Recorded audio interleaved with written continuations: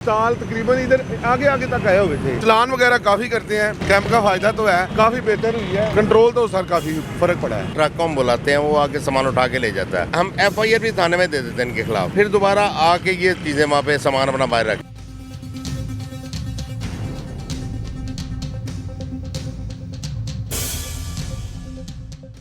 अस्सलाम वालेकुम, मैं हूं आपका होस्ट अब्दुल रहमान। मैं इस टाइम पे मौजूद हूं चौक यतीम खाना, जहां पर तजावुज़ात के लिए कैंप लगाया गया है। चलते हैं यहाँ के इंस्पेक्टर से, जानते हैं कि उन्होंने भी कार्रवाई की है, सिर्फ बातें ही हैं महज।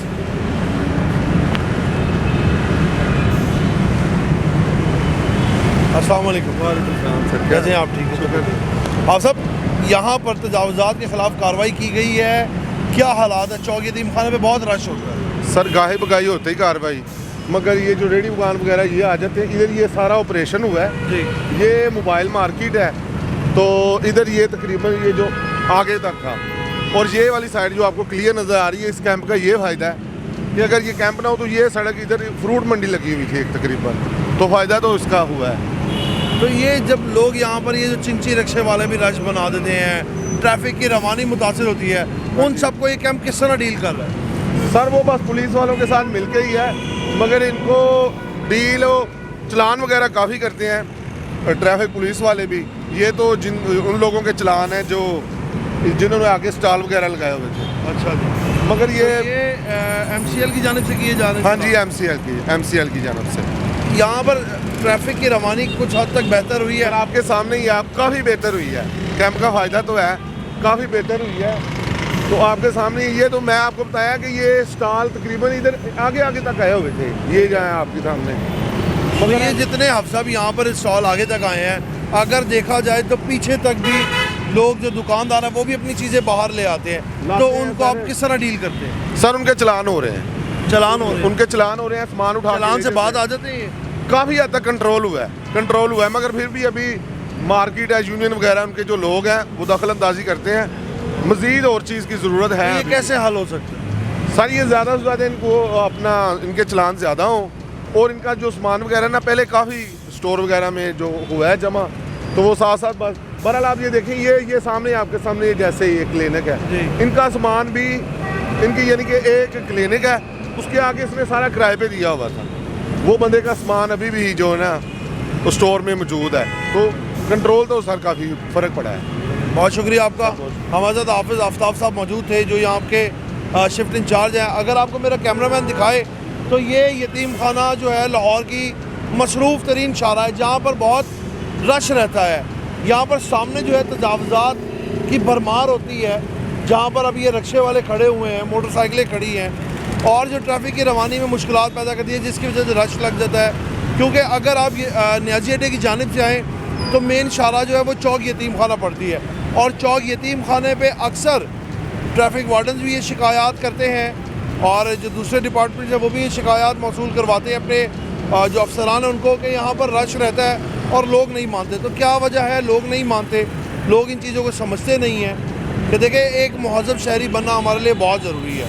आपको मेरा कैमरामैन अगर इस जानिब दिखाए तो ये अभी भी जो रिक्शा ड्राइवर हजरात हैं वो रोड के दरमियान में ही खड़े होते हैं। अगर आपको उस जानिब दिखाया जाए तो वो भाईजान जो 5-7 रिक्शे वाले हैं वो रोड के दरमियान में खड़े होते हैं। तजावुज़ात को पीछे करवा दिया गया है, वन वे भी आया जा रहा है, वन वे की भी खिलाफ वर्जी कर रहे हैं। ये मामूल बन चुका है कि जो कानून है उसको तोड़ना या कानून की पासदारी करना, ये लोग अपनी तौहीन समझते हैं। समझ से बालातर है कि ये कौम कब समझेगी और अपने हालात कब बदलेगी। हमारे साथ नवीद भट्टी साहब मौजूद हैं जो कि टाउन हॉल इंस्पेक्टर हैं, इस एरिया के नाइट शिफ्ट इंचार्ज हैं। उनसे जानेंगे जो ये तजावुज़ात की खिलाफ वर्जी हो रही है, सामान बाहर रखा होता है, ये बाहर अमूमन देखते हैं कि जब राह गुजरते हैं तो यहाँ पर बाहर कुर्सियाँ और टेबल मेज़ पड़े थे जो ट्रैफिक की रवानी में खलल पैदा कर रहे थे, तो उन्होंने क्या कानूनी कार्रवाई की है? अस्सलाम वालेकुम। वालेकुम सर। नबी साहब, आपने क्या कानूनी कार्रवाई की इनके खिलाफ? इन्होंने रास्ते में कुर्सियाँ टेबल मेज़ रखे होते हैं और लोग बैठे होते हैं, तो उनके खिलाफ क्या कानूनी कार्रवाई? सर उसमें ये होता है कि मुतलका ना हमारे टाउन से ट्रक आता है, ट्रक को हम बुलाते हैं, वो आके सामान उठा के ले जाता है। उसके बाद ये जुर्माना करवा के फिर वापस ला के रख लेते हैं। उसके बाद हम फिर इनको एक नोटिस इशू करते हैं कि आपने तजावुज़ात बाहर रखी हुई हैं। उसके बारे में हम उनको चलान देते हैं, वो जो चलान बैंक में जमा करवा देते हैं। तो आपने इनको चलान दिया था? हाँ जी, ये चलान दिया है ये तमाम को, ये जो पराठे वाले जिनकी कंप्लेन आप बता रहे हैं ना मुझे, वो हमारी ड्यूटी है सुबह 9 से लेकर 3 बजे तक एक शिफ्ट होती है, उसके बाद फिर बाद में 3 बजे से लेकर रात 11 बजे तक, और 11 बजे के बाद की जो फुटेज आपके पास आई है, रात को 12 बजे 1 बजे ये कुर्सियाँ लगा के हमारा कैंप बंद हो जाता है, फिर हम घर चले जाते हैं। तो नवीद साहब, इनका क्या हाल है कि ये क्यों नहीं बाज आते? जब आप लोग सख्ती करते हैं ये लोग अंदर चले जाते हैं, उसके बाद दोबारा ये लोग रोड में अपनी टेबल कुर्सियाँ लगा लेते हैं। सर ये देखें, ये हम FIR भी थाने में दे देते हैं इनके खिलाफ, ये बाद में जमानत करवाते हैं, ठीक है, फिर दोबारा आके ये चीज़ें वहाँ पे सामान अपना बाहर रख, लेकिन बाज नहीं आते। नहीं बाज नहीं आते। ये पूरे लाहौर में यही हाल है। अब हमारा काम है सामान उठाना, जुर्माना करना, नोटिस देना, चालान करना, वो जुर्माना करना, उसके बाद फिर हमने FIR थाने में दे देते हैं, लेकिन ये लोग बाज नहीं आते। उसमें हम यही कर सकते हैं कि ये कोई ऐसी अथॉरिटी हमें मिले कि हम इनका सामान जब उठाएं ना वो जब्त हो जाए, क्योंकि ऐसा कोई कानून नहीं है कि हम सामान इनका जब्त कर लें।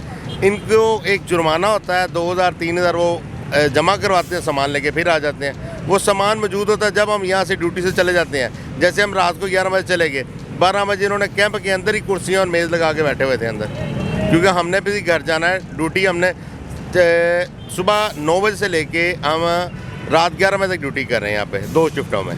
उसके बाद हमने भी घर जाके रेस्ट करना है। अगले दिन हमने, हमारे घर में 20 बच्चे बैठे हैं, हमने उनके पास भी जाना है। हम यहाँ पे मुकम्मल 24 घंटे भी तो नहीं बैठ सकते। यानी कि जब तक आप लोग खेमे में मौजूद हैं तब तक अतराफ में कोई तजावुज़ात कुछ भी नहीं होता। जो होता है उसको हम उसी वक्त उसके खिलाफ कानूनी कार्रवाई करते हैं, या उसको चालान देते हैं, या उसको ट्रक मंगवा के उठवा देते हैं। दिखाइएगा, ये आप देख सकते हैं कि नवीद साहब ने चालान भी बाकायदे तौर पर, अगर मेरा कैमरामैन आपको दिखाए तो ये चालान किए हैं तजावुज़ात के ख़िलाफ़ वर्जी करने वालों के।